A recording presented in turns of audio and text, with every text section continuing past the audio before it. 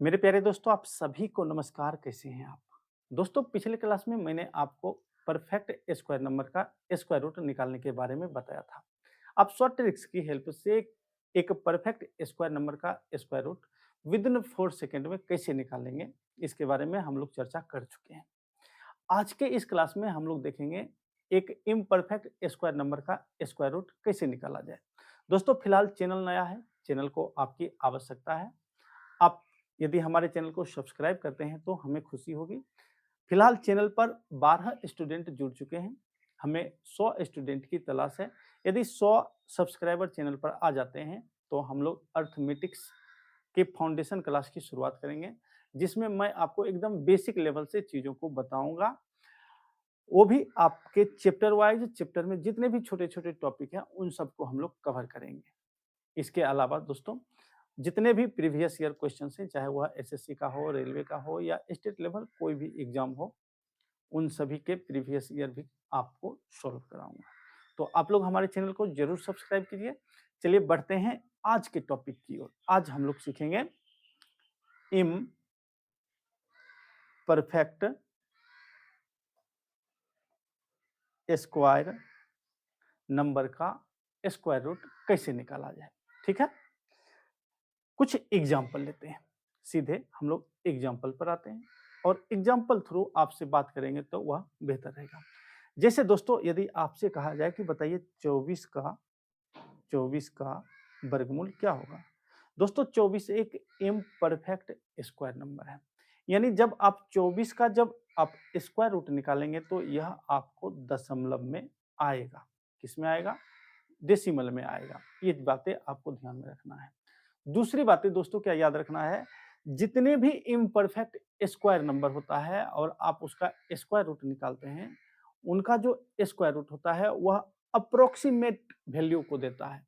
मतलब लगभग मान को देता है, ना कि एक्चुअल मान को देता है। जैसे आप 25 का वर्गमूल निकालते हैं तो 25 का वर्गमूल 5 आता है, जो कि एक्चुअल है।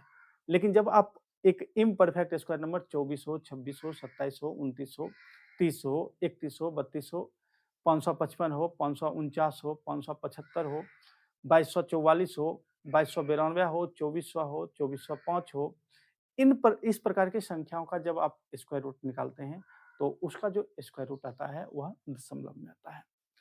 इसमें एक प्लस पॉइंट क्या है, एग्जाम में आपको बड़ी बड़ी संख्याएं नहीं दी जाती है।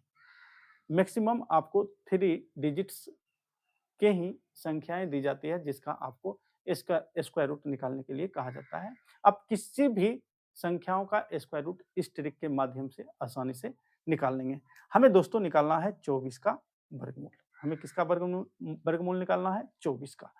तो सबसे पहले हमें क्या करना है दोस्तों, 24 के निकट एक ऐसी संख्या लेना है जिसका जो कि एक परफेक्ट स्क्वायर नंबर हो, या आप यूं कहें कि जिसका वर्गमूल एक नेचुरल नंबर हो। आपको 24 के निकट एक ऐसी संख्या लेना है। यदि हम देखें तो 24 के निकट एक संख्या है 25, जो कि परफेक्ट स्क्वायर नंबर है। मतलब आप इसका वर्गमूल आसानी से निकाल पाएंगे। इसका वर्गमूल जो होगा एक नेचुरल नंबर होगा। और दूसरी संख्या है दोस्तों 16, या आप कह सकते हैं 24 जो है वह 16 और 25 के बीच का एक इम्परफेक्ट स्क्वायर नंबर है। हमें निकालना है 24 का स्क्वायर रूट। दोस्तों, यहाँ पर आपको एक बात तो ध्यान में रखना है, आप 16 लेकर भी 24 का स्क्वायर रूट निकाल लेंगे, 25 को लेकर भी आप 24 का स्क्वायर रूट निकाल लेंगे। लेकिन इन दोनों में लेना किसे है? इन दोनों में चूज किसे करना है, सिलेक्ट करना किसे है? तो जिसके बीच का डिफरेंस, मतलब जिस नंबर का आप स्क्वायर रूट निकाल रहे हैं और जो आप परफेक्ट स्क्वायर नंबर ले रहे हैं, उनके बीच का आपको डिफरेंस देखना है। जिसके बीच का डिफरेंस जितना कम होगा, आप उस संख्या को सिलेक्ट करेंगे, और जिसके बीच का डिफरेंस अधिक होगा उनको आप सिलेक्ट नहीं करेंगे। आप जिसके बीच का डिफरेंस अधिक है उसे सिलेक्ट करते हैं तो आप तो जाएंगे वहां तक, आंसर तक, लेकिन दशमलव के पहले अंक दूसरे अंक में परिवर्तन आ जाएगा। जबकि यदि डिफरेंस कम वाले संख्याओं को जब आप लेते हैं तो दशमलव के 2 अंक तक तो सेम ही रहेगा, लेकिन तीसरे अंक पर जाकर बदल सकता है। आप इसे कैलकुलेटर में भी चेक कर सकते हैं। कैलकुलेटर से भी करेंगे तो दशमलव के 2 अंकों तक सेम रहेगा, तीसरे अंकों में परिवर्तन रहेगा। और आप सभी जानते हैं यदि दशमलव के 2 अंकों तक आ रहा है तो आपका अप्रोक्सीमेट एकदम बिल्कुल सही है। ठीक है? तो आप यहाँ पर देखें तो 24 का आप वर्गमूल निकाल रहे हैं तो एक 25 है, एक 16 है। 25 और 24 के बीच का डिफरेंस 1 है, जबकि 24 और 16 के बीच का डिफरेंस 8 है। तो आपको इस केस में 16 को नहीं लेना चाहिए। आप ले सकते हैं, लेकिन आपका जो यहाँ पर अप्रोक्सीमेट जो वैल्यू है वह काफ़ी ज़्यादा हो जाएगा। तो आप यहाँ पर 25 को लेकर आगे बढ़ेंगे तो आपके लिए बेहतर रहेगा। अब हमें करना क्या है? आप 24 को क्या लिखेंगे? आप 24 को लिखेंगे 25 माइनस 1, पहले ये लिखना है। अब दूसरा काम आपको क्या करना है? जो परफेक्ट स्क्वायर नंबर है उसका स्क्वायर रूट लिखना है। 25 का वर्गमूल कितना होता है? 5 होता है, 5 लिखना है, माइनस का चिन्ह देना है, 1 देना है, फिर बट्टा का चिन्ह देना है, 2 देना है, गुना करना है, इसको किससे? इस 5 से गुना करना है। इन सबको आप कैलकुलेट कर लेंगे, आपका आंसर आ जाएगा। यहाँ हो जाएगा 5 माइनस 1 बटा 5 दूना 10। 1 में 10 से भाग देंगे तो ये क्या हो जाएगा? 5 माइनस 0.1। अब 5 में 0.1 घटाएंगे तो ये कितना हो जाएगा?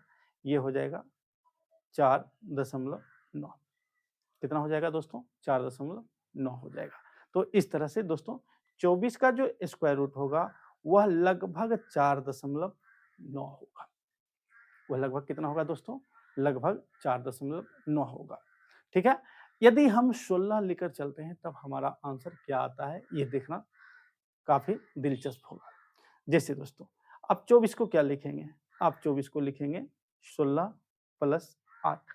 16 का वर्गमूल दोस्तों 4 होता है, प्लस 8 बटा देंगे, 2 देंगे, गुना करेंगे इसको किससे? 4 से गुना करेंगे। तो ये 4 दूना 8, 8 कैंसिल हो गया, 1 बचा यहाँ पर, यानी 4 प्लस 1 बराबर 5। आप देख रहे हैं ना? इस केस में जब आपने दूर वाले परफेक्ट स्क्वायर नंबर को लिए हैं तो आपका आंसर 5 आ रहा है, जबकि आपका आंसर 4.9 होना चाहिए। हम इसको और लार्ज स्केल पर समझते हैं। दोस्तों 2401 का वर्गमूल क्या होता है? आप हमें ये बताइए। 2401 का वर्गमूल क्या होता है? 2401 का वर्गमूल होता है 49। और 2500 का दोस्तों वर्गमूल क्या होता है? 2500 का वर्गमूल होता है 50। हम यदि 16 वाला केस लेते हैं तो यहाँ पर देखेंगे नंबर में डिफरेंस 99 का है। तो 16 वाला यदि हम केस लेते हैं तो लगभग 2500, अगर हम 100 से गुना करते हैं तो 2500, जबकि जब आप इसी में 4.9 में 100 से गुना करते हैं तो आप कहाँ तक जाते हैं? 2400 तक जाते हैं, जो कि एक कम है। तो इस प्रकार काफ़ी हेल्पफुल रहेगा जब आप ऐसी संख्याओं को सिलेक्ट करेंगे, ऐसे परफेक्ट स्क्वायर नंबर को सिलेक्ट करेंगे जिसके बीच का गैपिंग कम हो। आपको उसी नंबर को लेना है, आप यहाँ से समझ गए होंगे। चलिए बढ़ते हैं दूसरे एग्जाम्पल पर। दोस्तों आपसे कहा जाए कि बताइए, आप कोई भी संख्या ले लीजिए, 38 ले लेते हैं। 38 का स्क्वायर रूट क्या होगा? अब आपको क्या करना है? 38 के निकट एक ऐसी संख्या लेना है जिसका स्क्वायर रूट निकालना आपके लिए आसान हो। तो 38 के निकट ऐसे देखा जाए तो एक 49 है और दूसरा दोस्तों 36 है। 38 और 49 के बीच का डिफरेंस काफ़ी अधिक है, तो आप 49 को नहीं लेंगे, आपको किसको लेना है? 36 को लेना है। तो 38 को आप क्या लिखेंगे? 36 प्लस 2। 36 का वर्गमूल कितना होता है दोस्तों? 6 होता है, प्लस का चिन्ह देंगे, 2 देंगे, बटा में 2 देना है, गुना करना है, इसको किससे? 6 से गुना करना है। इन सबको आप कैलकुलेट कर लेंगे, आपका आंसर आ जाएगा। काटेंगे 2 से, 2 एकम 2, 2 एकम 2, तो ये हो गया कितना? 6 प्लस 1 बटा 6। 1 में 6 से भाग देंगे तो ये कितना आ जाएगा? तो ये हो जाएगा 6 प्लस 0 पॉइंट, ये हो जाएगा 6 छक 36, ये 6 एकम 6 होगा, 4 बचा, 6 छक 36, 6 छक 36, इस तरह से चलता रहेगा। तो आपका आंसर आ जाएगा 6.166 या 7, यहाँ तक आप दे सकते हैं। तो इस तरह 38 का जो स्क्वायर रूट है दोस्तों वह 6.1667 ऐसे करके आएगा। आप इसे कैलकुलेटर पर भी चेक कर सकते हैं, इससे ज़्यादा नहीं आएगा। ठीक है? इसी तरह दोस्तों यदि आपसे कहा जाता है कि बताइए 97 का वर्गमूल क्या होगा? 97 का वर्गमूल क्या होगा? हम बड़े-बड़े संख्या लेकर चलते हैं, कोशिश करेंगे इसे कम से कम समय में आपको अच्छी तरह से समझा दें। 97 का वर्गमूल क्या होगा? तो आपको 97 के निकट क्या लेना है, एक ऐसी संख्या लेना है जिसका स्क्वायर रूट निकालना आपके लिए आसान हो। तो वह संख्या कौन-कौन हो सकता है? वह संख्या हो सकता है 81 और हो सकता है 100। लेकिन यदि आपसे हम पूछे कि 97 के इन दोनों में 97 के सबसे निकट कौन-सा है? तो आपका जवाब होगा 100। तो आप 21 को नहीं लेंगे, आप किसको लेंगे? 100 को लेंगे। तो 97 को आप क्या लिखेंगे? 97 को आप लिखेंगे 100 माइनस 3। अब 100 का वर्गमूल कितना होता है? 100 का वर्गमूल होता है 10, माइनस का चिन्ह देंगे, 3 देंगे, बट्टा में आपको 2 देना है, गुना करना है किससे? 10 से गुना करना है। दोस्तों इसको आसानी से समझने के लिए हमें क्या करना चाहिए? 5 से ऊपर और 5 से नीचे गुना कर देना चाहिए ताकि आप कैलकुलेशन जल्दी से कर पाएँगे। तो ये हो गया 10 माइनस 3 पचे 15 बटा ये 10 दूना 20 पचे 100 हो गया। तो ये हो गया 10 माइनस 0.15। 10 में 0.15 घटाएँगे तो आपका आंसर आ जाएगा दोस्तों 9.85। इस तरह से दोस्तों 97 का जो वर्गमूल होगा वह लगभग 9.85 होगा। आप इसे कैलकुलेटर पर भी चेक कर सकते हैं। आपका जो आंसर आएगा ये दशमलव के 2 अंकों तक तो सेम रहेगा, तीसरे अंक में परिवर्तन आ सकता है। आपको वीडियो कैसा लग रहा है? आप हमें कमेंट करके ज़रूर बताइए। साथ ही साथ ज़्यादा से ज़्यादा लोगों तक शेयर करेंगे तो हमें खुशी होगी। चलिए आगे बढ़ते हैं दोस्तों। इसी तरह से दोस्तों आपसे कहा जाए कि बताइए 129 का वर्गमूल क्या होगा? 129 का वर्गमूल क्या होगा? आपको क्या करना है 129 के निकट एक ऐसी संख्या लेना है जिसका स्क्वायर रूट आपको निकालना काफ़ी आसान हो या आप एक परफेक्ट स्क्वायर नंबर को लेंगे। तो वो कौन-सी संख्या होगी 129 के निकट? 129 के निकट दोस्तों वह संख्या होगी 121 और 144। आपसे हम कहें कि इन दोनों में बताइए 129 के करीब कौन-सा है? तो आप यहाँ देखेंगे यहाँ का जो डिफरेंस है 8 का है जबकि यहाँ का डिफरेंस 15 का है। तो आप कहेंगे 121 129 के ज़्यादा करीब है। तो आप 144 को नहीं लेंगे, किसे लेंगे? 121 को लेंगे। यानी आप 129 को क्या लिखेंगे? आप 129 को लिखेंगे 121 प्लस 8।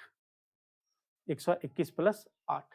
121 का वर्गमूल कितना होता है? 121 का वर्गमूल होता है 11, प्लस का चिन्ह देंगे, 8 देंगे, बट्टा में क्या करेंगे? 2 देंगे और गुना करेंगे किससे? 11 से गुना करेंगे।